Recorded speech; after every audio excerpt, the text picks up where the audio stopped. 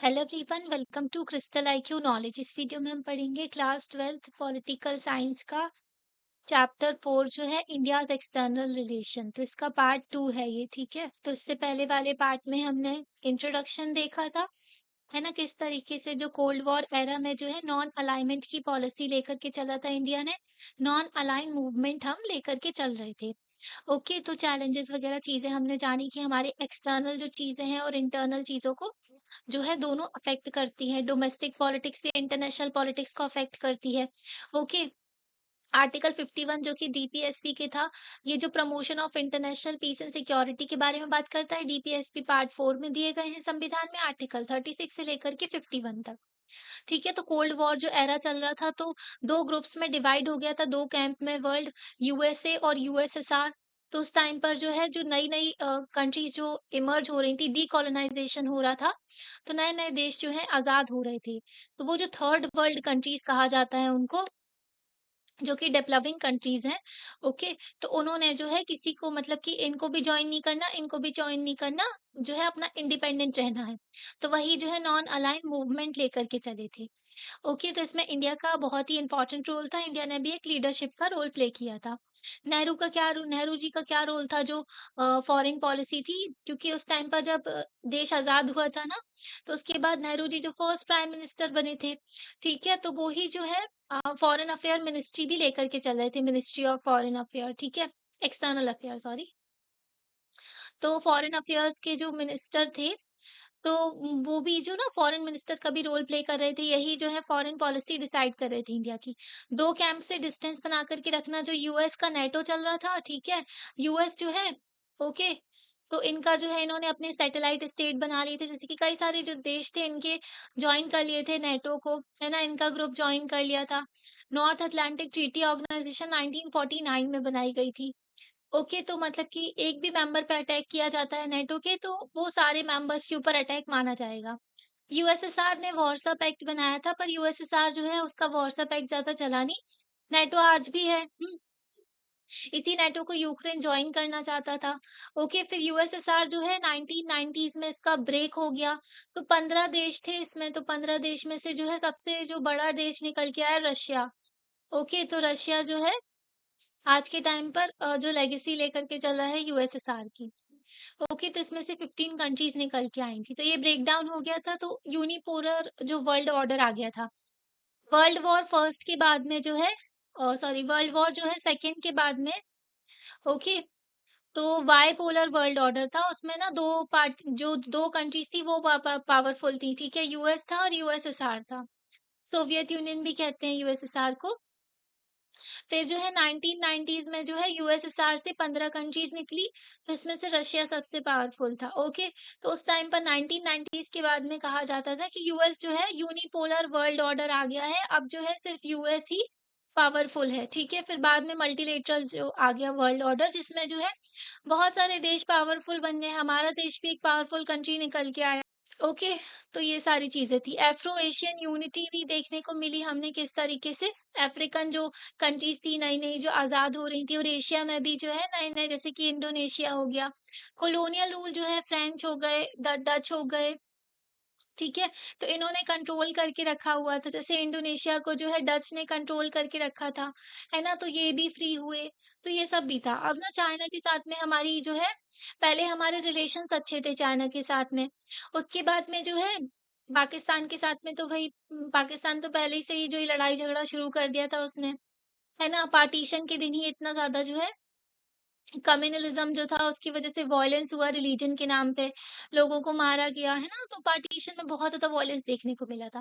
बाकी चाइना की बात करें, तो क्या कहा जाता है इंडिया को कि इंडिया जो है 2 फ्रंट वॉर लड़ रहा है, ठीक है? पाकिस्तान की साइड और चाइना साइड भी। चाइना जो है शुरू-शुरू में लगा था हमारे यहाँ के देश के लीडर्स को कि चाइना जो बिल्कुल अटैक नहीं करेगा, हिंदी चीनी भाई-भाई लेकर चल रहे थे। बाद में जो है चाइना ने अटैक कर दिया था इंडिया के ऊपर। तो तिब्बत को अनेक्स कर लिया था, चाइना ने कब्ज़ा कर लिया था तिब्बत को 1959 में। पहले हमारा बॉर्डर जो है तिब्बत के साथ लगा करता था। तिब्बत के जो दलाई लामा थे उन्होंने हमारे यहाँ जो है शरणार्थी बन के आ गए थे।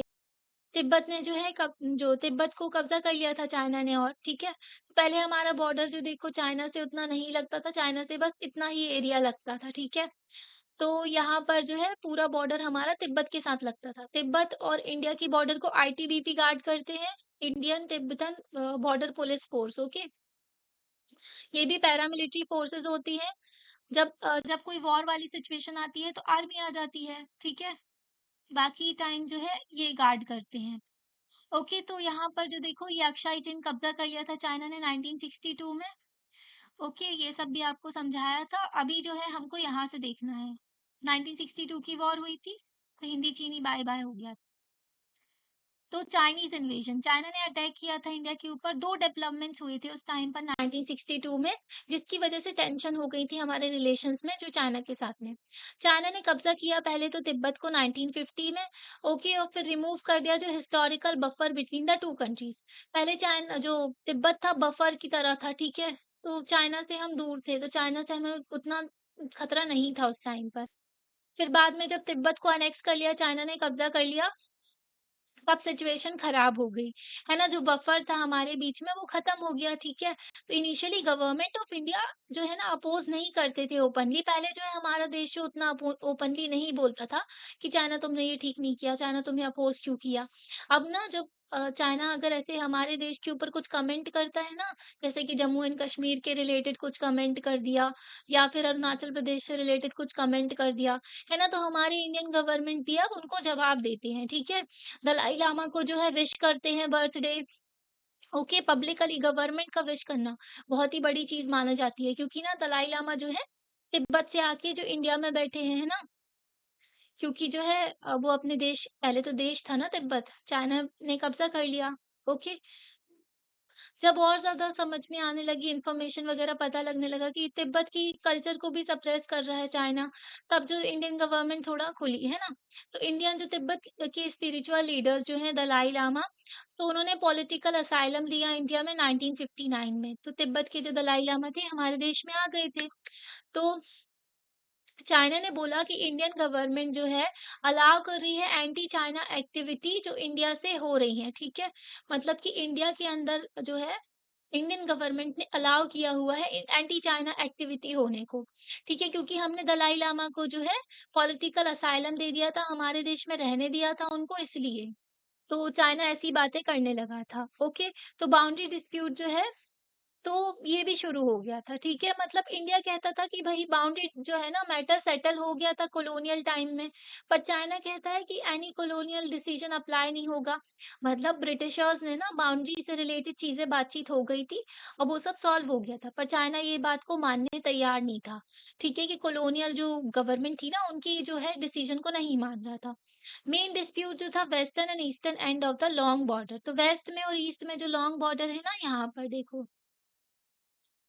अम, ये देखो ये ईस्टर्न साइड में और ये वेस्टर्न साइड में, तो ये वाली जो बॉर्डर है ना यहाँ से और यहाँ अरुणाचल प्रदेश साइड की जो बॉर्डर है ना यहाँ पर मेन डिस्प्यूट था। चाइना की एक्सपेंशनिस्ट पॉलिसी है तो वो हमेशा दूसरों देश की जो ज़मीन को कब्ज़ा करता ही है। ओके, तो चाइना ना क्लेम करता है, बोलता है कि जो 2 एरिया है ना इंडियन टेरिटरी के, इंडिया में जो अक्साई चीन है ना लद्दाख रीजन में जम्मू एंड कश्मीर के पास में जो सॉरी लद्दाख है वहाँ पर और अरुणाचल प्रदेश को क्लेम करता है, कहता है कि नॉर्थ ईस्ट जो फ्रंटियर एजेंसी कहते थे पहले, तो ये वाले एरिया को अरुणाचल प्रदेश वाले, उनको क्लेम करता है जो कि इंडिया के पार्ट है। चाइना की हमेशा से यही स्ट्रैटेजी रही है, उलझा के रखते हैं दूसरे देश को, ठीक है? उनके एरिया पे कब्ज़ा कर लेते हैं, टेंट लगा के भेज देते हैं, ठीक है? और कहते हैं कि ये जो एरिया है यहाँ पर तो हम रहते हैं, ये एरिया हमारा है। तो ये इरेक्टिंग टेंट करके लगा के ये लोग क्लेम करते हैं। दूसरी स्ट्रैटेजी रहती है चाइनीज़ सेटलर्स। ये क्या करते हैं चाइनीज़ लोगों को बैठाने लगते, बसाने लगते हैं वहाँ पर गाँव और फिर कहते हैं ये गाँव तो हमारा, हमने हमारे यहाँ बहुत पहले से था, ये एरिया हमारा है। तो ऐसी हरकतें करता है चाइना, ठीक है? तो बिटवीन 1957 से लेकर के 1959 तक चाइना ने ऑक्यूपाई कर लिया था अक्साई चीन एरिया को, ठीक है? और वहाँ पर रोड वगैरह बनाने लगा था, ठीक है? तो अक्साई चीन वाला एरिया जो है, अभी भी जो चाइना के कंट्रोल में है। जैसे पीओके वाला एरिया है ना पाकिस्तान के कंट्रोल में, पाक ऑक्यूपाइड कश्मीर कहते हैं जिसको, पाकिस्तान ऑक्यूपाइड कश्मीर, तो वैसे ही अक्साई चीन जो है वो कब्ज़े में है चाइना के। तो बहुत ज़्यादा जो है डिस्कशन वगैरह भी किया गया टॉप लीडर्स के द्वारा भी, पर डिफरेंस जो है सॉल्व नहीं हुई क्योंकि चाइना चाहता ही नहीं है डिफरेंस को सॉल्व करना, ओके। तो कई सारी स्मॉल बॉर्डर्स जो हैं, वो भी जहाँ पर आर्मी रहती है, मतलब कि जो बॉर्डर है ना वहाँ पे थोड़ी बहुत झड़प भी हो जाती है, झगड़े भी हो जाते हैं। डोकलाम लैंड जो स्टैंड ऑफ हुआ था, है ना? तो ऐसे ही ना छोटे-छोटे झगड़े करता रहता है चाइना के जो आर्मी ना, ये मतलब इन लोग को शांति पसंद नहीं है, ये जानबूझ के उलझाने की कोशिश करते हैं, ओके। तो तो इस टाइम पे ना पूरा का पूरा जो वर्ल्ड था ना, उनका अटेंशन जो है क्यूबन मिसाइल क्राइसिस पे था। 1962 की बात है जब क्यूबन मिसाइल क्राइसिस चल रहा था, ठीक है? जब यूएस और यूएसएसआर के बीच में कोल्ड वॉर चल रहा था ना, तो उस टाइम पर क्या हो रहा था, यूएसएसआर ने क्या किया था, क्यूबा है एक देश, ठीक है? तो वहाँ पर जाकर के मिसाइल्स रख दी थी अपनी। न्यूक्लियर मिसाइल, सोचो यूएस के बिल्कुल पास में ही है क्यूबा, ठीक है? तो यूएस की जो यहाँ पर रख दी थी मिसाइल्स, अब ना यहाँ पर टेंशन बढ़ने लगी थी। यूएस ने क्या किया, यहाँ पर अपनी नेवी को तैनात कर दिया था क्यूबा के आसपास। तो ऐसा लग रहा था कि थर्ड वर्ल्ड वॉर ना हो जाए क्योंकि इन्होंने अपनी न्यूक्लियर मिसाइल यहाँ पर रख दी थी। तो बहुत ज्यादा टेंशन चल रही थी उस टाइम पर। 1962 में क्यूबन मिसाइल क्राइसिस चल रही थी। ओके, 2 सुपर पावर्स आपस में लड़ रहे थे, मतलब कि कोल्ड वॉर चल रही थी। सामने से नहीं लड़ रहे थे पर दिखा रहे थे, है ना? कि मेरे पास ये है, मेरे पास ये है, ठीक है? हथियार बना रहे थे अपने खूब सारे, न्यूक्लियर बॉम्ब बन रहे थे इनके खूब सारे, तो बहुत सारी चीज़ें चल रही थी। इस टाइम पर इन्होंने रख दी थी, बाद में ये शांत हो गई थी क्यूबन मिसाइल क्राइसिस जब यूएसएसआर ने अपनी मिसाइल वापस जो है अपने देश में बुलवा ली थी। ओके, तो चाइना ने उसी टाइम पर, उस टाइम का ना जब देश पूरा मतलब वर्ल्ड जो है उलझा हुआ था इन सब चीज़ों में कि भई थर्ड वर्ल्ड वॉर ना हो जाए, उस टाइम पर चाइना ने जल्दी से जो है स्विफ्ट फटाक से जो है मैसिव एक्शन लिया, इन्वेजन किया, हमारे देश में अटैक कर दिया था 1962 अक्टूबर के टाइम पर। ओके, डिस्प्यूटेड रीजन में। तो अरुणाचल प्रदेश साइड और अक्साई चिन साइड दोनों साइड से उसने हमला किया था। फर्स्ट अटैक जो है 1 हफ्ते जो रहा, ठीक है? और चाइनीज़ फोर्सेस ने कैप्चर कर लिया एरियाज़ अरुणाचल प्रदेश के। अरुणाचल प्रदेश के एरियाज़ को कैप्चर कर लिया। सेकंड वेव अटैक रखा नेक्स्ट मंथ में। अगले महीने जो है फिर से अटैक किया इन्होंने। इंडियन फोर्सेस जो है ब्लॉक कर रही थी चाइनीज़ फोर्सेस को, ठीक है? एडवांस में वेस्टर्न फ्रंट ऑफ लद्दाख में, पर जो ईस्ट में चाइनीज़ जो है मैनेज कर लिए थे और एंट्री कर लिया था उन्होंने असम के प्लेन्स में। तो क्या हुआ था कि देखो अरुणाचल प्रदेश साइड ना जो है इन लोग एंट्री कर गए थे, वेस्ट में जो है लद्दाख साइड हमने इनको ब्लॉक कर लिया था, पर ये जो है यहाँ से एंट्री कर लिया था इन्होंने असम प्लेन्स में। चाइना ने डिक्लेयर कर दिया कि यूनिलैटरल सीज़फायर, मतलब इन्होंने पहले तो एरिया कब्ज़ा किया और फिर खुद ही बोल दिया कि हाँ, अब सीज़फायर करेंगे, मतलब कोई भी फायर नहीं करेगा सामने से और हम भी नहीं करेंगे। तो अकेले ही इन्होंने सीज़फायर डिक्लेयर कर दिया। ओके, और ट्रूप्स को लेकर के चले गए वापस। तो मतलब कि अटैक करके खुद ही जो है फिर वापस चले गए। तो ये इन्होंने खेला था। चाइना की जो वॉर थी उसकी वज़ह से इंडिया की इमेज जो है घर में भी और बाहर भी सारी बर्बाद हो गई थी, ठीक है? मतलब कि चाइना की वज़ह से ना मतलब मौका ही नहीं मिला, इतना ज़्यादा चीज़ें बिगड़ गई थी, हार ही गए थे समझो, है ना? सिचुएशन ही खराब थी उस टाइम पर। तो एक तो हमारा नया-नया देश आज़ाद हुआ था, उतना बजट भी नहीं था डिफेंस में खर्च करने के लिए, और जो हमारे यहाँ के लीडर्स थे जैसे नेहरू जी की पॉलिसी थोड़ी शांति की तरफ लेकर के चलना। अच्छा-अच्छा सोच रहे थे कि चाइना जो है अच्छा है, भाई है, ठीक है? तो ये सब चीज़ें चल रही थी, पर जो है उसने अटैक कर दिया। तो इनकी सारी चीज़ें धरी रह गई थी। तो हमारी इमेज वर्ल्ड लेवल पे भी खराब हो गई थी। इंडिया ने अप्रोच किया था अमेरिकन्स को एंड ब्रिटिश को ताकि मिलिट्री असिस्टेंस मिल सके हमको, ताकि हम जो इन क्राइसिस से, इस सिचुएशन से डील कर सकें। ठीक है? अमेरिकन्स और ब्रिटिश से हमने हेल्प भी माँगी थी, मिलिट्री असिस्टेंस। सोवियत यूनियन जो है न्यूट्रल रहा था उस टाइम पर कॉन्फ्लिक्ट में, मतलब रशिया जो है यूएसएसआर जो था उस टाइम पर, उसने कोई भी चीज़ मतलब ना चाइना की साइड में बोला, ना इंडिया के साइड में बोला। तो सेंस ऑफ एक नेशनल ह्यूमिलिएशन भी देखने को मिला था, मतलब वॉर हार जाना, जो देश हार जाता ना उसमें बहुत ही ज़्यादा सिचुएशन खराब हो जाती है। हमारे जो कई सारे जो जवान थे, ठीक है, आर्मी के जो लोग थे वो शहीद हुए थे। ओके, तो पर नेशनलिज्म भी उस टाइम पर बहुत बड़ा था।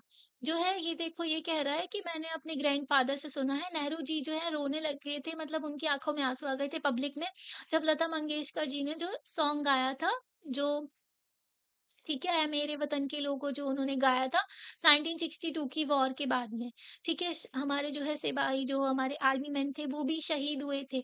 ओके, तो नेशनलिज़्म की फीलिंग भी बहुत ज़्यादा बड़ी थी उस टाइम पर, ठीक है? तो जो टॉप के कमांडर्स थे उन्होंने रिज़ाइन भी कर दिया था, ओके? और वो रिटायर भी ले लिया था, उन्होंने रिटायर भी हो गए थे, ठीक है? तो उस टाइम पर क्योंकि ना बहुत ही जो मतलब वॉर की सारी चीज़ें पहले से इंटेलिजेंस को काम करना चाहिए था, समझना चाहिए था, चाइना के इंटेंशंस को पता लगाना चाहिए था। तो वॉर के बाद में 1962 के बाद में कई सारे लोग जो हैं, उन्होंने रिटायरमेंट ले लिया, ठीक है? और उन्होंने रिज़ाइन भी कर दिया। नेहरू जो है उनके क्लोज़ एसोसिएट जो थे defence minister V Krishnan Menon जो कृष्णा मेनन थे, इन्होंने भी रिज़ाइन कर दिया था, ठीक है? अपना कैबिनेट छोड़ दिया था इन्होंने। ओके, तो नेहरू जी हैं, उनको भी झटका लगा था इससे, ठीक है? मतलब ऐसे कैसे हो गया? देश की बात थी ना, तो सब लोगों को झटका लगा था, ठीक है? तो नेहरू जी हैं, उनको भी जो है बहुत ज़्यादा क्रिटिसिज़्म मिला था क्योंकि जवाब देना पड़ता है। अगर कोई आप एक्शन लेते हो, आप गवर्नमेंट में पावर में ज़रूर हो। अगर आज के टाइम पर कुछ होता है, अपोज़िशन भी है, देश के लोग जवाब माँगते हैं आपसे, आपने क्या किया, है ना? ऐसे कैसे हो गई सिचुएशन? तो इनको क्रिटिसाइज़ किया गया था कि आप कैसे निभा पाए चाइनीज़ इंटेंशन को, है ना? चाइना ने ऐसे कैसे कर दिया? हमारी मिलिट्री प्रिपेयर्ड क्यों नहीं थी? लाइक मतलब प्रिपेयर्डनेस क्यों नहीं थी उतनी? ओके, डील क्यों नहीं कर पाए सिचुएशन से? ओके, तो फर्स्ट टाइम देश में जो है नो कॉन्फिडेंस मोशन पास किया गया गवर्नमेंट में, ठीक है? और डिबेट किया गया लोकसभा में। नो कॉन्फिडेंस मोशन होता है ना, अगर पास हो जाता है तो गवर्नमेंट खत्म, मतलब फिर से इलेक्शन होंगे, दोबारा से जो है गवर्नमेंट चूज़ की जाएगी। ओके, और नो कॉन्फिडेंस मोशन सिर्फ जो है लोकसभा में ही लाया जा सकता है। ओके, तो यहाँ पर मूव किया गया था, डिबेट की गई थी चीज़ें, बहुत सारी बातें हुई थी, लोगों ने क्रिटिसाइज़ किया था नेहरू जी को, है ना? कि ऐसे कैसे हो गया? आपने भापा क्यों नहीं? चाइना के इंटेंशन आप क्यों क्यों नहीं समझ पाए, ठीक है? तो कांग्रेस जो है फिर उसके बाद में उन लोग इलेक्शंस भी हारे थे, लोकसभा के। लोग लोग कैसे बर्दाश्त करते हैं ना कि उनका देश हार गया, है ना? मतलब कि देश में ऐसे कैसे हो गया? इतने सारे सिपाही शहीद हो गए थे। चाइना ने हमारा एरिया भी कैप्चर कर लिया था। ओके, तो एक ह्यूमिलिएशन भी था। तो ये जो है इलेक्शंस भी हारे थे। पॉलिटिकल मूड जो था कंट्री का फिर से बदलना शुरू हो गया था, है ना? अभी ना सीनो इंडियन कॉन्फ्लिक्ट ने अफेक्ट कर दी थी अपोजिशन को भी। दूसरे साइड में भी थे ना जो अपोजिशन थी वो भी अफेक्ट हुए थे इससे। इसकी वजह से ना चाइना और सोवियत यूनियन जो है मतलब कि जो अपोजिशन पार्टी थी ना हमारे देश की, तो उसमें भी ये चीज़ें बदले देखने को मिली थी। क्योंकि ना चाइना और जो सोवियत यूनियन के बीच में भी जो है जो ग्रिफ्ट बढ़ता जा रहा था, ओके? तो जो अपोजिशन थी, तो अपोजिशन देखने को मिल रहा था, जो डिफरेंसेस क्रिएट हो गए थे कम्युनिस्ट पार्टी ऑफ इंडिया के अंदर भी। कम्युनिस्ट पार्टी ऑफ इंडिया का भी डिवीजन हो गया था, प्रो यूएसएसआर मतलब यूएसएसआर को जो सपोर्ट करते थे, उनकी फॉलो करते थे, ठीक है?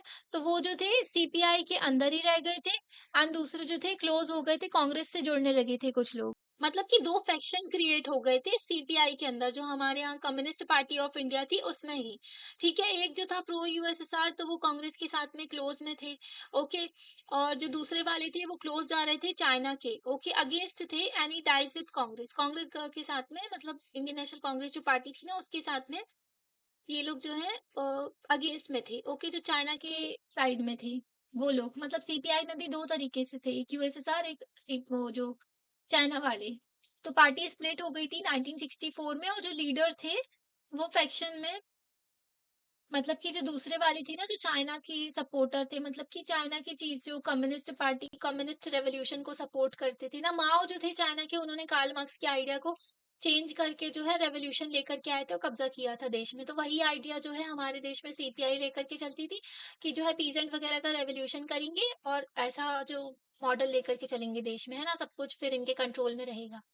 तो वो वाले जो थे ना कम्युनिस्ट पार्टी ऑफ मार्क्सिस्ट कहने लगे थे इनको। कम्युनिस्ट पार्टी ऑफ मार्क्सिस्ट जो थे, चाइना वॉर के बाद में इनको जो है अरेस्ट भी किया गया था क्योंकि ये प्रो चाइना थे, चाइना को जो है सपोर्ट किया करते थे।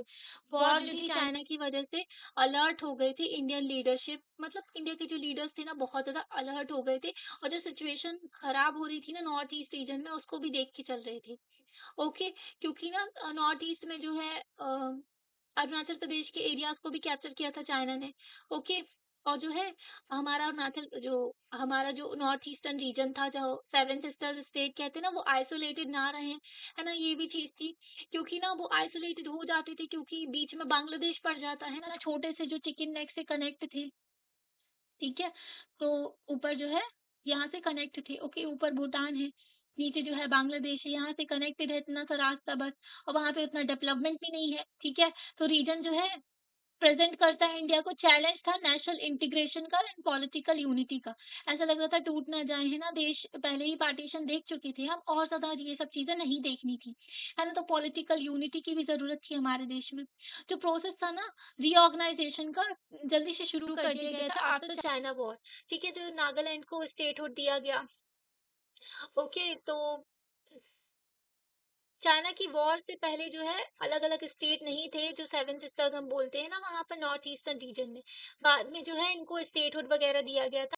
तो चाइना के साथ वॉर हुई 1962 में, उसके बाद जो है नागालैंड को जो है स्टेटहुड दिया गया, मतलब नागालैंड को स्टेट बना दिया गया। मणिपुर एंड त्रिपुरा जो है उनको यूनियन टेरिटरी बनाया, ओके। और उनको right to elect their own legislative assembly, कि आप अपनी जो है लेजिस्लेटिव असेंबली को, मतलब कि आप अपने खुद के जो है क्या होता है यूनियन टेरिटरी में किसका कंट्रोल होता है, पार्लियामेंट का होता है, ठीक है, इनडायरेक्टली जो प्रेसिडेंट का होता है। पर जो है इन यूनियन टेरिटरीज को उन्होंने लेजिस्लेटिव असेंबली बनाने की इजाजत दे दी थी, ठीक है। लेजिस्लेटिव असेंबली में एमएलए चुने जाते हैं, मेंबर ऑफ लेजिस्लेटिव असेंबली, जो कि जनता के द्वारा चुने जाते हैं, ओके। अब ये देखो, सीनो इंडियन जो रिलेशन थे 1962 में, तो तो पूरे 10 साल लग गए थे, मतलब 10 साल से भी ज़्यादा लग गए थे, इंडिया अपने नॉर्मल रिलेशन कर पाए चाइना के साथ में। 1976 में जो है फुल डिप्लोमैटिक रिलेशन रहे, ठीक है? दोनों कंट्री के साथ में जो है, फिर रिस्टोर किए हमने 1976 में डिप्लोमैटिक अपने रिलेशन। अटल बिहारी वाजपेयी जो है फर्स्ट टॉप लेवल लीडर थे। उस टाइम पर ये एक्सटर्नल अफेयर मिनिस्टर थे, जिन्होंने विज़िट किया था चाइना में 1979 में। ठीक है, लेटर राजीव गांधी जो है फर्स्ट प्राइम मिनिस्टर थे आफ्टर नेहरू, जिन्होंने चाइना में विज़िट किया था, चाइना में ये गए थे।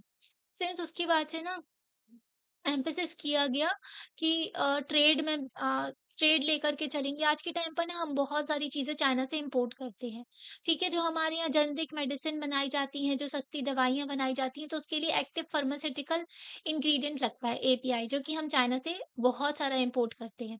हम चाइना से क्या-क्या लाते हैं? हम इलेक्ट्रॉनिक के सारे सामान लाते हैं। आप देखते हो ना छोटी-छोटी चीज़ें भी चाइना से बनी होती हैं।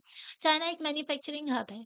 ठीक है, अब हमारे देश में मैन्युफैक्चरिंग पे फ़ोकस किया जा रहा है, आत्मनिर्भर भारत अभियान लाया गया, मेक इन इंडिया प्रोग्राम लाया गया, ठीक है?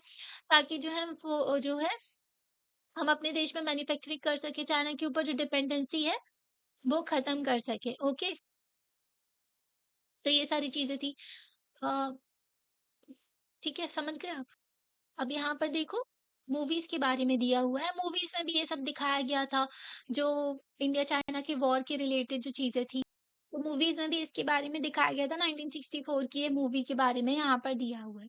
अब war and peace with Pakistan, हमने देखा चाइना के साथ में हमारा कैसा रहा, है ना? अब देखते हैं वॉर एंड पीस पाकिस्तान के साथ में, ठीक है? कि पाकिस्तान के साथ में हमारा कैसा रहा जब पार्टीशन जो हो गया था, है ना? In case of Pakistan, conflict जो है स्टार्ट हुआ just after the partition over the disputes of Jammu and Kashmir. तो पार्टीशन के बाद ही जो जम्मू एंड कश्मीर का डिस्प्यूट बन गया था, ठीक है? जम्मू एंड कश्मीर के जो राजा थे हरि सिंह, उन्होंने जो है इंस्ट्रूमेंट ऑफ असेशन साइन किया था भारत के साथ में, वो भारत के पार्ट बन गए थे, ठीक है? इंडिया का पार्ट हो गया था, जो हरि सिंह ने साइन किया था इंस्ट्रूमेंट ऑफ असेशन। पर जो है पाकिस्तान इस चीज़ को नहीं माना और उसने जो है अपने जो लोगों को भेज दिया था यहाँ पर, जिन्होंने जम्मू एंड कश्मीर में जो है अटैक किया, वहाँ पर जो है एरिया कब्ज़ा किया, लोगों का महिलाओं के साथ में बदतमीज़ी की, रेप किए, ठीक है? वॉयलेंस फैलाया, मारा-पीटी की, ये सारी हरकतें हो रही है ना? तो आप जो है इसके बारे में और ज़्यादा जानोगे चैप्टर 7 में, ठीक है? तो आज के टाइम पर तो टेररिज़्म फैलाता है, ओके? अभी ना सिचुएशन और ज़्यादा बदल गई है। अफ़गानिस्तान में आपको पता है तालिबान का रूल है, तालिबान जो है एक टेररिस्ट ग्रुप है, ठीक है? तो इसकी भी सिचुएशन मतलब बहुत ही ज़्यादा बैकग्राउंड है इन चीज़ों में। तो तालिबान को ना क्या हुआ था कि कोल्ड वॉर चल रही थी। अब यूएसएसआर चाहता था कि हमारा जो रिलेशन अच्छे रहें जो अफ़गानिस्तान में, ठीक है, अफ़गानिस्तान में कम्युनिस्ट गवर्नमेंट आए ताकि अफ़गानिस्तान के थ्रू जो है हम इंडियन ओशन में जो एंटर कर पाएँ, क्योंकि रशिया का पूरा पोर्शन जो है ऊपर का जो है यूएसएसआर का मतलब पूरा आइस वाला है ना? कनेक्टिविटी हो नहीं पाती है, ट्रेड हो नहीं पाता उतना, है ना? नॉर्दर्न रीजन में ना, नॉर्दर्न जो पूरा पोल वाले एरिया में, तो ना यहाँ पर यूएसएसआर ने जो एंट्री की थी, ओके, 1979 में। तो उस टाइम पर क्या हुआ था कि जो यूएसए है ना, वो पाकिस्तान के थ्रू जो है तालिबान जो मुजाहिदीन थे वहाँ के, तो उनको पैसे वगैरह दिया करता था। इनको जो सपोर्ट किया इन टेररिस्ट को, ताकि जो है यूएसएसआर के अगेंस्ट ये लोग लड़ें और यूएसएसआर को भगा दें। बाद में यही तालिबान टेररिस्ट ग्रुप बन गया और इन्होंने यूएसए में अटैक किया था 2001 में, है ना? फिर जो है यूएस की एंट्री हुई अफगानिस्तान में कि हम डेमोक्रेसी लेकर के आएँगे और तालिबान को खत्म कर देंगे। पर यूएसए ऐसा कुछ नहीं कर पाया और 2020 तक जो है यूएसए इससे बाहर निकल गया नाक रगड़ के। तो बेइज्जती हो गई थी यूएसए की पूरे वर्ल्ड में कि भई जो है तालिबान को ही हटाने चले थे और तालिबान के हाथों ही पावर देकर आ गए। तालिबान बहुत ही ज़्यादा ऑप्रेसिव ग्रुप है, वुमेन्स के लिए जो है कोई फ्रीडम नहीं है अफगानिस्तान में, तो ये बैकग्राउंड है। ठीक है? तो अफ़गानिस्तान में तालिबान ने कब्ज़ा कर लिया, वैसे ही अभी जो है पाकिस्तान में तहरीक-ए-तालिबान एक्सिस्ट करता है, एक टेररिस्ट ग्रुप। क्या हो गया ये? तो तहरीक-ए-तालिबान भी जो है टेररिस्ट अटैक वग़ैरह कर रहा है और पाकिस्तान में जो है बोल रहा है कि हमारा जो अफ़गानिस्तान में तालिबान जो रूल कर सकता है, तो हम भी कर सकते हैं। मतलब दूसरे जो टेररिस्ट ग्रुप हैं, वो भी चाहते हैं कि हम कब्ज़ा कर लें। तो पाकिस्तान में ये सिचुएशन है, बाकी ये लोग भी जो है सपोर्ट करते हैं टेररिस्ट को, ताकि इंडिया में जो है अटैक कर सकें ये लोग। तो प्रॉक्सी वॉर चलती है इंडियन एंड पाकिस्तानी आर्मी के बीच में जम्मू एंड कश्मीर में 1947 में। ओके, पर ना इस ना ये पूरी तरीके से फुल वॉर में नहीं एंगेज हो पाई थी, क्योंकि जो है उस टाइम पर जो हमारे प्राइम मिनिस्टर थे, वो जो है इस इशू को यूएन में लेकर के चले गए थे, ठीक है। तो सरदार वल्लभ भाई पटेल ने मना भी किया था कि इस इशू को जो है हम सॉल्व कर लेंगे, क्योंकि ये हमारा इंटरनल मैटर है, आप आर्मी को भेजो और हमारे जो जम्मू एंड कश्मीर को अपने में पूरे से ले लो, है ना? और पाकिस्तान को वहाँ से भगा दो। पर ये जो है अ, मतलब कि नेहरू जी हमारे जो मतलब बहुत ज़्यादा पीस को लेकर के चलते थे कि हाँ, यूएन में जो है हमारा बिलीफ है, ठीक है, इंटरनेशनल इंस्टीट्यूशन है ये, तो यहाँ लेकर के जाएँगे तो सुलझ जाएँगी चीज़ें। ठीक है, पाकिस्तान जो है क्रिटिकल फैक्टर बन गया। तो यूएन में ये चीज़ें चली गई ना, तो ये अटक ही गई थी।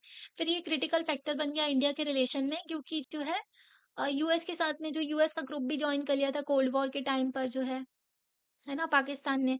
और फिर चाइना और पाकिस्तान जो है मिल गए आपस में। ओके, तो ये सिचुएशन भी देखने मिली। कश्मीर का कॉन्फ्लिक्ट जो था प्रिवेंट नहीं कर पाए cooperation between government of India and Pakistan. ठीक है, हम लोग कहते हैं, हमारा देश कहता है, ठीक है, कि पहले तुम टेररिज्म खत्म करो, फिर बाद में हम कोऑपरेशन करेंगे। पर जो है पाकिस्तान टेररिज्म खत्म करने को तैयार ही नहीं है ना? तो दोनों गवर्नमेंट जो है उन्होंने थोड़ा काम भी किया कि रिस्टोर कर सके। विमेन जो है अब्डक्ट की गई थी, बहुत सारी विमेन थी, उनको जो है क्या किया गया था कि जो किडनैपिंग वगैरह करके जो है पार्टीशन के टाइम पर लेके गए थे। तो कोशिश भी की गई कि उन विमेन्स को जो है इनकी फैमिली तक वापस पहुँचा दिया जाए, ठीक है। लॉन्ग टर्म डिस्प्यूट जो थे, शेयरिंग ऑफ रिवर वाटर्स, ठीक है, तो जो हमारे यहाँ से रिवर जाती हैं पाकिस्तान में, तो उसमें से वाटर शेयरिंग का भी इश्यू बना था। तो 1960 में जो है वर्ल्ड बैंक ने ब्रोकर की थी, दलाल था वर्ल्ड बैंक उस टाइम पर, जिसने इंडिया और पाकिस्तान के बीच में इंडस वाटर ट्रीटी हुई थी, ठीक है? इंडस वाटर ट्रीटी में जो है 3 रिवर पर जो है कंट्रोल दिया गया पाकिस्तान को, 3 रिवर पर इंडिया को, ठीक है? तो इंडस, झेलम एंड चेनाब जो है रिवर, जो इसका कंट्रोल दिया गया पाकिस्तान को, और बियास, रावी एंड सतलज जो है, इसका कंट्रोल दिया गया इंडिया को, ठीक है? मतलब कि इनका वाटर जो है आप यूज़ कर सकते हो, इनका जो चाहे कर सकते हो मतलब। तो इंडस वाटर ट्रीटी साइन की गई थी नेहरू एंड जनरल अयूब खान के बीच में 1960 में। और डिस्पाइट अप एंड डाउन चलते रहे इंडिया के पाक रिलेशन में, ये ट्रीटी चलती रही। पर मतलब कि इंडिया के ऊपर था ये ट्रीटी चलनी है कि नहीं, क्योंकि सारी रिवर जो है हमारे यहाँ से जो जाती है, हमारे यहाँ से फ्लो था, ठीक है। इंडस रिवर वैसे तो तिब्बत से ओरिजिनेट होती है, पर जो है फ्लो हमारे यहाँ से है पूरा, ठीक है। बियास वगैरह सब हमारे देश से ओरिजिनेट होती है। तो इंडिया के ऊपर था ट्रीटी को आपको लेकर के चलना है कि नहीं, पर इंडिया शांति से लेकर के चला, है ना? ओके, तो मोर सीरियस आर्म्ड कॉन्फ्लिक्ट देखने को मिला दोनों कंट्रीज के बीच में 1965 में, ठीक है। 1962 में चाइना के साथ में वॉर हुई, ओके। अब जो है फिर से जो है पाकिस्तान ने हरकतें शुरू कर दी थी अपनी। पाकिस्तान ने सोचा कि चाइना के साथ में हुई है, इनकी ये लोग तैयार नहीं होंगे बिल्कुल भी, हम भी अटैक कर देते हैं 1965 में। ओके, तो जैसे कि नेक्स्ट चैप्टर में आप पढ़ोगे भी कि लाल बहादुर शास्त्री जो थे, उस टाइम पर प्राइम मिनिस्टर थे। अप्रैल 1965 में पाकिस्तान ने आर्म्ड अटैक लॉन्च कर दिया रन ऑफ कच्छ में, गुजरात के साइड अटैक किया था इन्होंने। इसके बाद में जो है बिगर ऑफेंसिव देखने को मिला, जम्मू एंड कश्मीर में भी अटैक कर दिए थे इन्होंने अगस्त-सितंबर में। ठीक है, पाकिस्तानी के जो रूलर थे ना, वो होप कर रहे थे कि उनको सपोर्ट मिल जाएगा लोकल पॉपुलेशन से, मतलब ये सोच रहे थे पाकिस्तान वाले कि हम अटैक करेंगे तो हमको जो है लोकल जो पॉपुलेशन है ना, उससे सपोर्ट मिल जाएगा। पर ऐसा हुआ ही नहीं, वहाँ की जो लोकल पॉपुलेशन थी उन्होंने बिल्कुल भी सपोर्ट नहीं किया इनको, ठीक है? तो हम जो है प्रेशर वगैरह कम हो सके कश्मीर साइड पे, इसलिए ना शास्त्री जो थे लाल बहादुर शास्त्री जी जो थे, उन्होंने इंडियन ट्रूप्स को बोला कि आप लॉन्च करो काउंटर ऑफेंसिव अटैक पंजाब से, ठीक है? तो पंजाब से आप अटैक करो, ओके? तो ये जो है बैटल रही अच्छी खासी, तो लाहौर तक पहुँच गई थी ये बैटल। मतलब कि हमारी जो आर्मी थी लाहौर तक पहुँच गई थी। तो जो है अनफ्रेंडली नेचर देखने को मिला।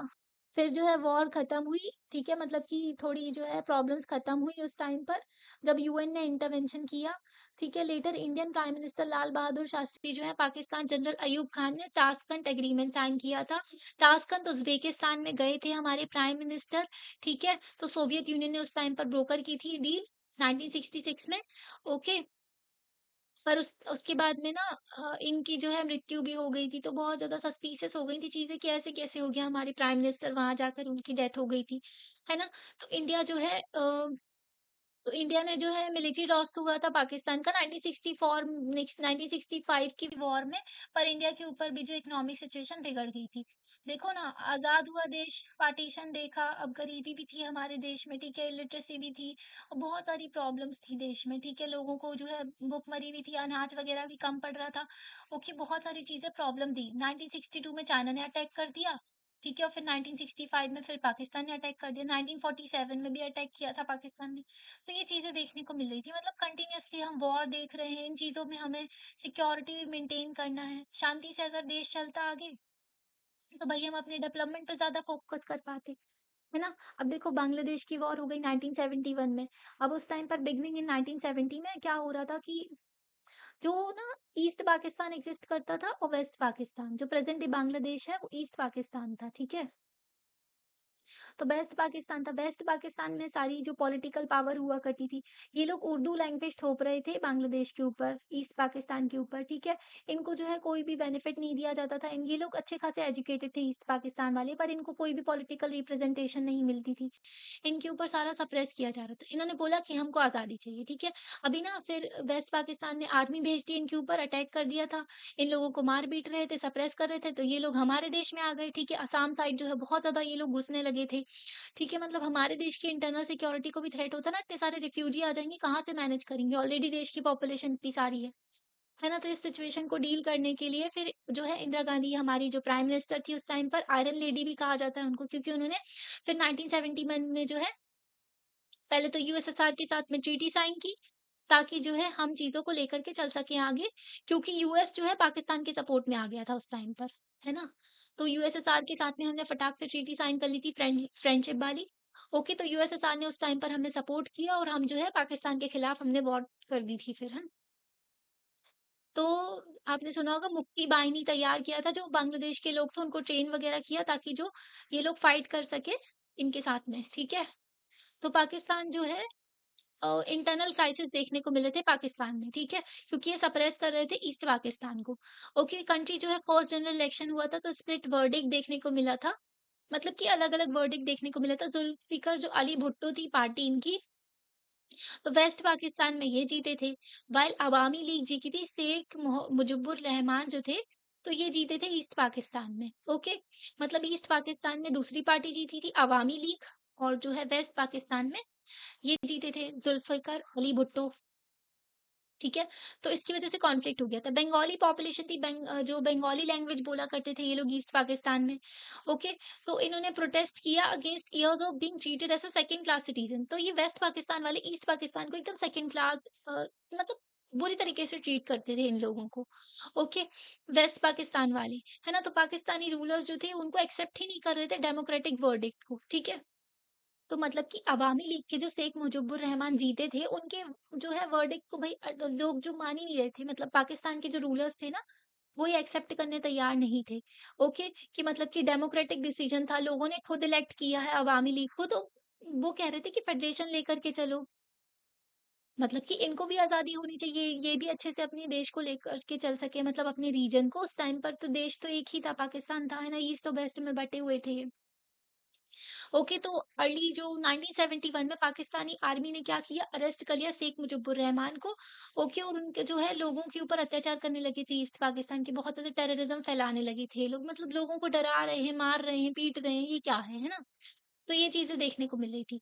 और जो शेख मुजिबुर रहमान है ना, उन्हीं की बेटी है शेख हसीना, जो उस टाइम अभी ना आज के टाइम पर प्राइम मिनिस्टर थी, जो बांग्लादेश में। ओके, तो अभी इनको हटा कर के जो एक जो टेम्पररी वो लोग गवर्नमेंट लेकर के आए हैं, इंटरिम गवर्नमेंट, तो इनको देश से निकाल दिया है, तो ये सिचुएशन भी देखने को मिल रही है।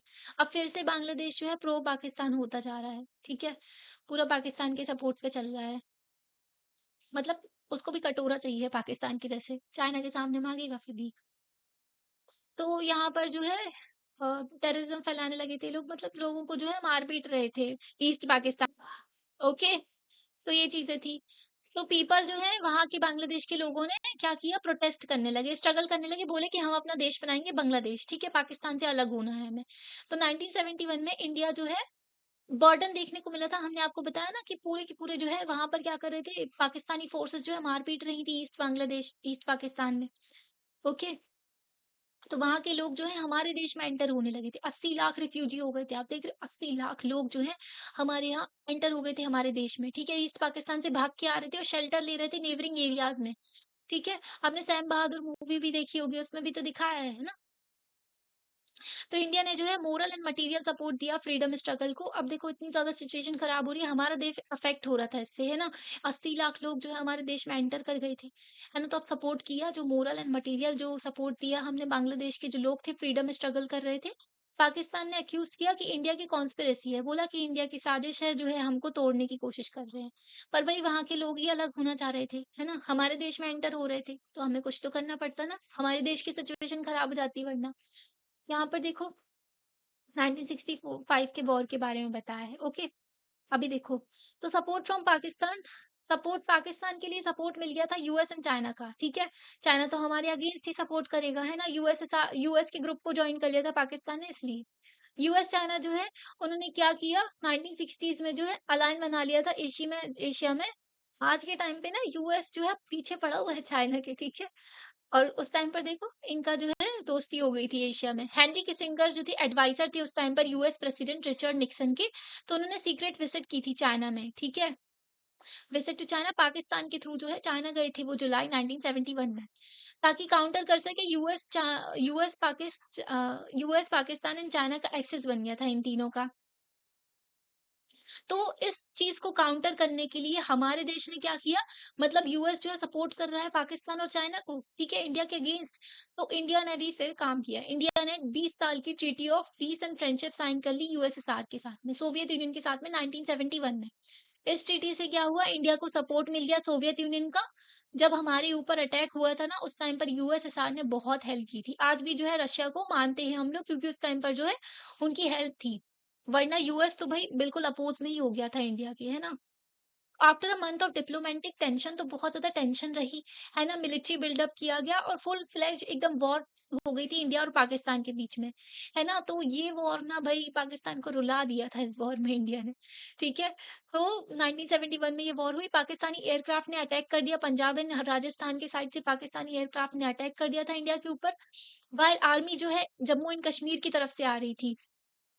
ओके, मतलब कि जम्मू एंड कश्मीर से आर्मी अटैक कर रही थी। ओके, मतलब जम्मू एंड कश्मीर से ये लोग एंटर कर रहे थे हमारे देश में, और जो एयरक्राफ्ट वगैरह भेज दिए थे इन्होंने पंजाब और राजस्थान साइड से, ये लोग जो एयरफोर्स के थ्रू अटैक कर रहे थे। इंडिया ने रिटेलिएट किया, जवाब दिया, इनको अटैक किया, एयरफोर्स भी, नेवी भी और आर्मी, तीनों तरीके से हमने अटैक किया इनको वेस्टर्न एंड ईस्टर्न फ्रंट में। ओके, ईस्टर्न फ्रंट में इसलिए क्योंकि ईस्ट साइड में बांग्लादेश था ना, तो उस टाइम पर वो ईस्ट पाकिस्तान था, बांग्लादेश बना नहीं था। तो उस साइड से भी वो लोग अटैक कर रहे थे। तो ईस्ट साइड से और वेस्ट साइड से हम 2 तरफ से वॉर लड़ रहे थे। आप सोच रहे हो? तो वेलकम और सपोर्ट मिला हमको लोकल पॉपुलेशन का, लोकल पॉपुलेशन हमारे साथ थी। इंडियन आर्मी ने जो है रैपिड प्रोग्रेस की ईस्ट पाकिस्तान में, ठीक है? जो लोकल पॉपुलेशन हमारे सपोर्ट में थी, कि इंडिया जो है हेल्प कर रहा था उनको आज़ादी में। विदिन 10 दिन के अंदर ही इंडियन आर्मी ने जो है ढाका को पूरा कैप्चर मतलब कि सराउंड कर लिया था, ठीक है? घेर लिया था। ठीक है, तीनों साइड से। और पाकिस्तानी आर्मी जो है 90,000 सोल्जर ने उनके सरेंडर किया था। ठीक है, मतलब से देख रहे हो 90,000 जो उनके सैनिक थे उन्होंने हमारे सामने सोल्जर्स जो थे उनके आर्मी के उन्होंने सरेंडर कर दिया था। तो बांग्लादेश एक फ्री कंट्री बन गया था। इंडिया ने बोल दिया था यूनिलेटरल सीज़ फायर, ठीक है? अब क्या जीत ही गए थे, है ना? उनके 90,000 सोल्जर्स को सरेंडर करा लिया था। ओके, तो यूनिलेटर हमने बोल दिया था ठीक है, अब शांति करेंगे। तो लेटर बाद में जो है साइन किया गया था, शिमला एग्रीमेंट साइन किया था बाद में। इंदिरा गांधी एंड जुल्फिकर अली भुट्टो के बीच में जो है शिमला एग्रीमेंट साइन किया गया था 1972 में 3 जुलाई को। और फॉर्मलाइज कर लिया था पीस प्रोसेस को, मतलब कि अब जो है कागज में भी हो गया था, पीस वगैरह हो गई है, शांति हो गई है। और बांग्लादेश एक नई कंट्री बन गया था, ठीक है? इतनी जो है खतरनाक जो हमने जीत जीती थी वॉर में, तो इससे जो है भाई देश में जो है खुशी की लहर आ गई थी, है ना? कि मतलब ऐसा हराया पाकिस्तान को कि गिर ही गया फिर, है ना? तो मोस्ट पीपल ज़्यादातर जो इंडिया में लोग थे, उसने इसको हमारी जो है वापस से हमारी जो ग्लोरी लौट आई थी, है ना? इंडिया में जो है फिर से जो है मतलब कि दोबारा से हमको देखने को मिला था हमारे देश की जो है 1962 की वॉर की वज़ह से जो हमारी ग्लोरी चली गई थी, तो मतलब जो चीज़ें फिर से लौट आई थी 1971 की वॉर में जो हमने हराया था इनको। ओके, तो इंडिया की जो है फिर से जो है मिलिट्री की स्किल की तारीफ़ भी की गई थी, बहुत ज़्यादा देखने को मिली थी मिलिट्री की स्किल की जो स्किल्स देखने को मिली थी, ठीक है? तो नेक्स्ट चैप्टर में आप पढ़ोगे भी इंदिरा गांधी जो है उस टाइम पर जो प्राइम मिनिस्टर थी, इनके बारे में अभी हम और जानेंगे, ठीक है? तो इन लोकसभा इलेक्शन भी जीत गई थी 1971 में। इनकी पर्सनैलिटी बहुत ज़्यादा पॉपुलर हो गई थी उस टाइम पर। ओके, तो 1971 के वॉर में ये बहुत ज़्यादा पॉपुलर हो गई थी। इनको आयरन लेडी भी कहा गया था, है ना? मतलब दिमाग से खेला गया था ना। यूएसएसआर के साथ में पीस ट्रीटी हमने साइन कर ली थी फटाक से। Okay, after the war, war के बाद में असेंबली इलेक्शन हुए जो स्टेट्स में, तो अच्छी खासी मेजॉरिटी देखने को मिली कांग्रेस पार्टी की, क्योंकि उस टाइम पर लीडरशिप इंदिरा गांधी की थी। ठीक है, इंडिया जो था उनके इंडिया के पास में उस टाइम पर बहुत ज़्यादा लिमिटेड रिसोर्सेज़ थे। उतने रिसोर्सेज़ थे नहीं हमारे देश के पास में। हमें डेवलपमेंट भी करना था, है ना? ओके, तो कॉन्फ्लिक्ट भी देखने को मिला नेबर्स के साथ में, इतनी ज़्यादा लड़ाई-झगड़ा भी देखने को मिला, वॉर हो रही है, ठीक है? हमारे जो पड़ोसी भी बिल्कुल शांति से नहीं बैठ रहे थे। ओके, तो 5 साल के प्लान को जो है थोड़ा पोस्टपोन कर दिया गया था। रिसोर्सेज़ हमारे पास कम थे, पॉपुलेशन ज़्यादा थी, डिफेंस में भी खर्च करना है ना? 1962 के बाद में डिफेंस में भी स्पेंड करना ज़रूरी है, क्योंकि चाइना और पाकिस्तान जैसे नेबर थे हमारे आस-पास। इंडिया जो है यहाँ पर मिलिट्री मॉडर्नाइज़ेशन करना भी ज़रूरी है। डिपार्टमेंट ऑफ डिफेंस प्रोडक्शन शुरू किया गया था, एस्टेब्लिश किया गया।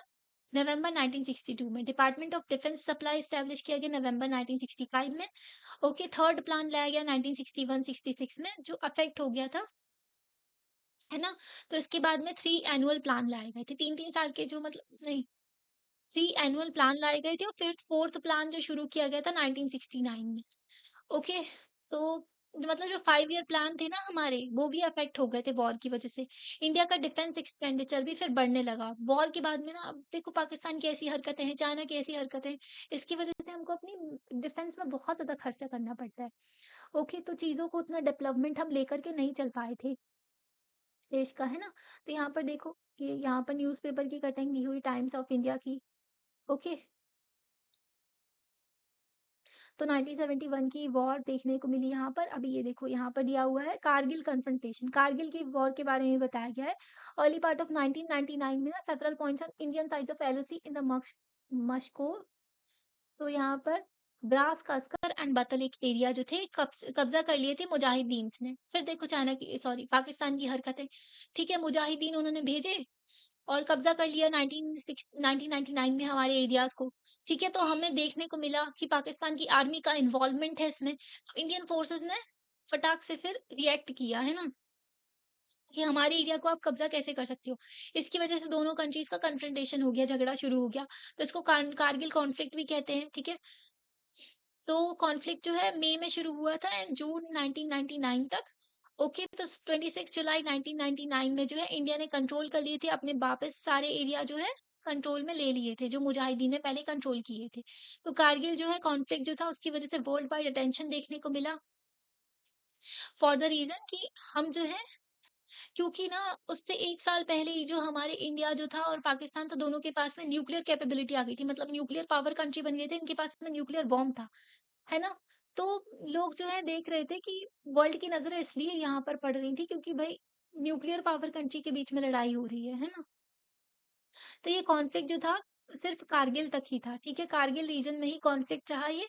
तो पाकिस्तान जो था इस कॉन्फ्लिक्ट की वज़ह से बहुत ज़्यादा कंट्रोवर्सी भी क्योंकि ना पाकिस्तान में जो ये भी कहा गया कि जो पाकिस्तान के प्राइम मिनिस्टर थे उनको बंद करके रखा गया था आर्मी चीफ ने वहाँ पर, ठीक है? मतलब इनके प्राइम मिनिस्टर को बंद करके रख दिया था, ठीक है? Soon after the conflict conflict के बाद में गवर्नमेंट ऑफ पाकिस्तान ने मतलब कि पाकिस्तान की गवर्नमेंट में कब्ज़ा कर लिया था पाकिस्तान आर्मी ने, ठीक है? आर्मी चीफ जो है जनरल परवेज़ मुशर्रफ तो इन्होंने कंट्रोल कर लिया था जो पाकिस्तान में, ओके? मतलब आर्मी कूप हो गया था, इसको कूप कहते हैं, ओके? जैसे कि म्यांमार में होता है, वहाँ की आर्मी जो है पावर ले लेती है, कब्ज़ा कर लेती है। तो पॉलिटिकल जो चीज़ें होती हैं, वो लीडर्स को डील करनी चाहिए। आर्मी जो है सिक्योरिटी के लिए होती है, पर आर्मी जो है जब कंट्रोल कर लेती है, तो इसको मिलिट्री coup भी कहते हैं। ओके? तो पाकिस्तान में ये चीज़ें देखने को मिली थी। अभी जो है इंडिया की न्यूक्लियर पॉलिसी। अब जो है पाक चाइना तो हमसे पहले ही बन गया था न्यूक्लियर पावर, अब हमको भी न्यूक्लियर पावर बनना था क्योंकि ऐसे खतरनाक हमारे जो पड़ोसी हैं फालतू-वालतू से है ना लड़ाई झगड़े करते रहते हैं। तो क्रूशियल डेवलपमेंट था इस टाइम पर फर्स्ट न्यूक्लियर जो एक्सप्लोजन किया गया मतलब हमारे यहाँ टेस्ट करने पड़ते ना पहले, तो 1974 में किया गया। ठीक है? स्माइलिंग बुद्धा नाम रखा गया था इस ऑपरेशन का पोखरन रीजन में।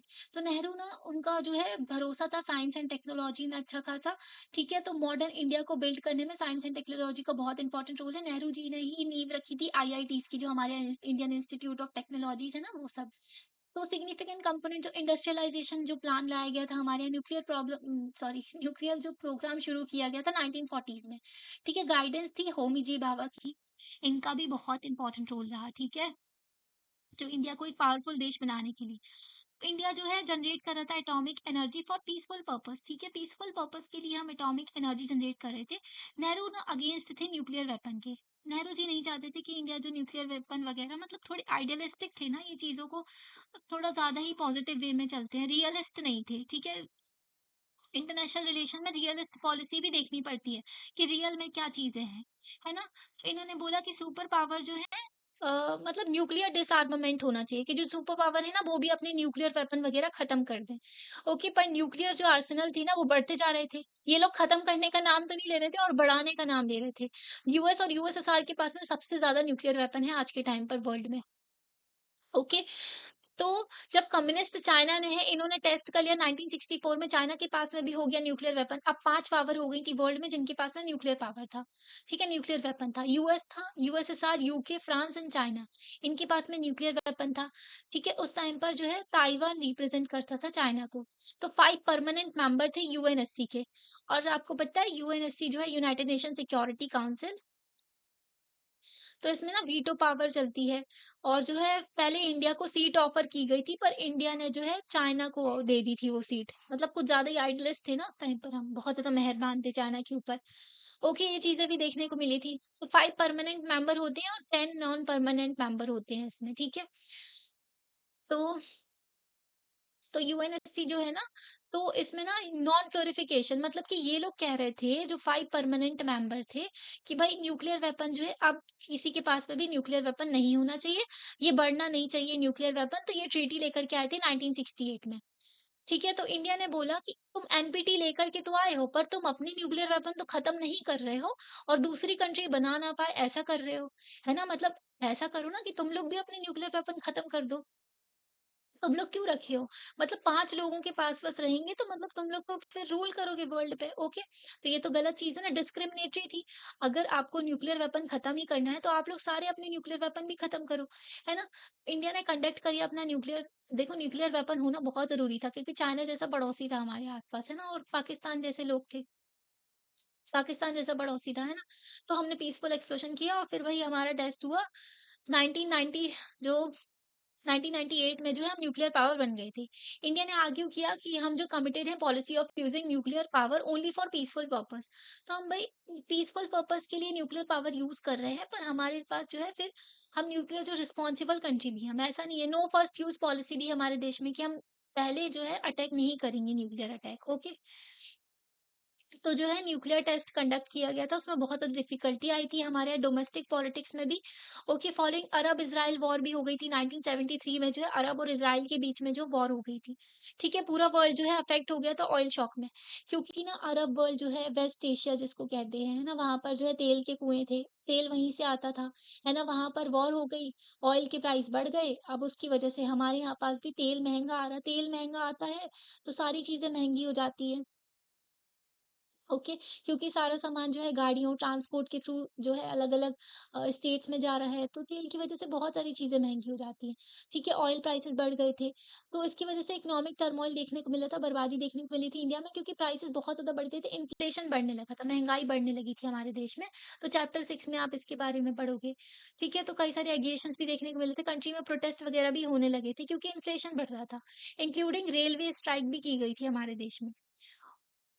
तो मतलब थोड़े बहुत डिफरेंसेस तो थे हमारे यहाँ पॉलिटिकल पार्टीज के बीच में भी, किस तरीके से एक्सटर्नल रिलेशन को लेकर के चलना है फॉरेन पॉलिसी को। इंडियन पॉलिटिक्स जो थी इसमें ना ब्रॉड एग्रीमेंट भी देखने को मिला कि पॉलिटिकल पार्टीज ना नेशनल इंटीग्रेशन पे फोकस करती थी। ठीक है, और प्रोटेक्शन ऑफ इंटरनेशनल बाउंड्रीज की हमारी बाउंड्रीज प्रोटेक्ट रहनी चाहिए। And on the question of national interest की नेशनल इंटरेस्ट में हमारे देश के लिए क्या भला है क्या सही है ना, देयरफॉर जो है 1962 से लेकर के 1971 तक जो है इंडिया ने 3 वॉर झेली, है ना? मतलब आज़ादी के बाद में जो है पहले तो 1947 में ये सब झेलना पड़ा, ओके, पार्टीशन वगैरह, फिर उसके बाद में 1962 से 1971 तक हमें 3-3 वॉर झेलनी पड़ी, ओके। तो डिफरेंट प पार्टीज़ जो है इस टाइम पर पावर में आने लगी थी। फॉरेन पॉलिसी जो है फॉरेन पॉलिसी जो तो उतना रोल नहीं था फॉरेन पॉलिसी का जो पार्टी पॉलिटिक्स में, ओके, तो ये चीज़ें भी देखने को मिली थी। ओके, तो इंडिया का न्यूक्लियर प्रोग्राम जो है, तो इसके बारे में दिया हो, इंडिया ने अपोज किया था इंटरनेशनल ट्रीटीज को, जो कि नॉन प्लोरिफिकेशन मतलब जो बढ़ावा नहीं देती हैं न्यूक्लियर जो चीजों को, ठीक है, तो वो बढ़े ना, तो सेलेक्टिवली एप्लीकेबल थी न्यूक्लियर नॉन न्यूक्लियर पावर्स के ऊपर। मतलब कि P5 मेंबर्स जो है यूके, यूएसएसआर, ठीक है? और यूएसए, चाइना और फ्रांस, इनके पास में न्यूक्लियर पावर था। ओके? ये लोग कह रहे थे कि हमारे पास बस रहेगा, मतलब कि अब जो है न्यूक्लियर पावर कोई नहीं भी नहीं बन पाएगा, अब किसी को नहीं सॉरी, जो न्यूक्लियर बॉम्ब वगैरह बनाना चाहिए। तो इससे क्या होता, मोनोपोली हो जाती 5 न्यूक्लियर वेपन पावर्स की। इंडिया ने अपोज किया, ये डिस्क्रिमिनेटरी ट्रीटी है, ठीक है? तो इंडिया ने बोला कि इसको नहीं साइन करेंगे, ओके? और हमने कॉम्प्रिहेंसिव टेस्ट बैन ट्रीटी को भी साइन नहीं किया था। इंडिया ने कंडक्ट किए सीरीज ऑफ न्यूक्लियर टेस्ट। ये जो है ऑपरेशन शक्ति चलाया गया था हमारे देश में जब अब्दुल कलाम सर थे ना, तो उस टाइम पर 1998 में जो है न्यूक्लियर टेस्ट किया गया और इंडिया जो है न्यूक्लियर पावर कंट्री बन गया था। ठीक है, तो कैपेसिटी कि हम यूज़ करेंगे nuclear energy for military purposes, okay. Pakistan जो है पाकिस्तान भी फिर उसके बाद में जो है न्यूक्लियर पावर बन गया था, ठीक है। तो जो इंटरनेशनल कम्युनिटी बहुत ज़्यादा जो है हमारे ऊपर सस्पिशियस हो रहे थे, ठीक है, चीज़ों को लेकर के, क्योंकि जो है हमारे देश में भी न्यूक्लियर टेस्ट वगैरह कंडक्ट कराए गए, चाइना में भी, सॉरी पाकिस्तान में भी, तो दोनों कंट्रीज़ जो है न्यूक्लियर पावर बन गई थी, तो हमारे ऊपर सैंक्शंस लगाए गए थे बहुत सारे। कई सारे सैंक्शंस लगाए जाते हैं इंटरनेशनल लेवल पे कि डॉलर नहीं यूज़ कर सकते, ट्रेड नहीं, लोन नहीं मिलेगा, तो ज़माने भर के सैंक्शन लगाए जाते हैं। ओके, बाद में जो है हमारी न्यूक्लियर जो डील भी हुई थी यूएस के साथ में, फिर सैंक्शंस वगैरह भी हमारे हट गए थे। इंडिया जो है एक डेमोक्रेटिक कंट्री है, ओके, और बहुत ज़्यादा रिस्पॉन्सिबल कंट्री भी है। ऐसा नहीं है कि हमारे देश में ऐसा, पाकिस्तान जो है न्यूक्लियर वेपन को भी बच्चों की तरह वो खेल सकते हैं, ठीक है? पर हमारे देश में ऐसा नहीं है। तो क्रेडिबल मिनिमम न्यूक्लियर डिटरेंस जो प्रोफेस किया हमने कि हम नो फर्स्ट यूज़ की पॉलिसी लेकर के चलेंगे, है ना? कि हम पहले अटैक नहीं करेंगे न्यूक्लियर वेपन से। ओके, तो इंडिया की कमिटमेंट थी ग्लोबल के लिए, ठीक है? ग्लोबल लेवल में नॉन डिस्क्रिमिनेटली न्यूक्लियर डिसआर्मामेंट लेकर के चलो, आप न्यूक्लियर वेपन फ्री वर्ल्ड बनाओ। अगर खत्म करेंगे तो सारे लोग न्यूक्लियर वेपन खत्म करेंगे, ऐसा नहीं है कि कुछ कंट्रीज के पास में रहेगा। आज के टाइम पर ना 9 देशों के पास में है, P5 ये हो गए, इंडिया के पास में है, पाकिस्तान के पास में है, इज़राइल के पास में है, ठीक है, ईरान के पास में है, और नहीं, ईरान के पास में नहीं, north Korea, Kim Jong Un का देश, ठीक है? तो उसके पास में भी है। Shifting alliances in world politics. तो क्या हो रहा था कि आप जो है चैप्टर 6 में भी और चैप्टर 8 में भी पढ़ोगे, कई सारी नॉन कांग्रेस गवर्नमेंट जो है पावर में आ रही थी 1977 से, ठीक है? अब हमारे यहाँ कोएलिशन एरा भी शुरू हो रहा था, कई सारी पॉलिटिकल पार्टीज थी वो पावर में आ रही थी। तो इस टाइम पे ना वर्ल्ड पॉलिटिक्स में भी जो कई सारी चीजें देखने को मिली थी, चेंज हो रही थी। ओके, तो जनता पार्टी जो थी वो पावर में आई थी 1977 में। इन्होंने अनाउंस किया था कि ये नॉन अलाइनमेंट को लेकर के चलेंगे। इसका मतलब था कि प्रो सोवियत टिल्ट जो था फॉरेन पॉलिसी में, तो इसको करेक्ट किया जाएगा। मतलब पहले क्या था कि यूएसएसआर की तरफ हमारा टिल्ट बढ़ गया था 1971 में जो है यूएसएसआर ने हमको सपोर्ट किया था, है ना? तो इसको जो है हम चेंज करेंगे, ठीक है? तो सारी गवर्नमेंट जो थी कांग्रेस हो गई चाहे नॉन कांग्रेस हो गई, उन्होंने इनिशिएटिव को मतलब कि ये लोग सपोर्ट कर रहे थे किस चीज़ को कि हम रिलेशन सुधारेंगे चाइना के साथ में और यूएस के साथ में भी अपने जो टाइज़ लेकर के चलेंगे, है ना? रिलेशन बनाएँगे। इंडियन पॉलिटिक्स जो थी एंड इंडिया की जो फॉरेन पॉलिसी थी ना, वो लिंक्ड थी 2 क्वेश्चन से। मतलब हमारे सामने 2 सवाल थे। फर्स्ट कि इंडिया जो है पाकिस्तान मतलब कि इंडिया के जो रिलेशन रहेंगे पाकिस्तान के साथ में, ठीक है? और जो इंडो यूएस रिलेशन है उसके बारे में, ठीक है? तो 1990s के बाद में ना हमारा जो ना रूलिंग पार्टी जो थी उनको क्रिटिसाइज़ किया जाता था।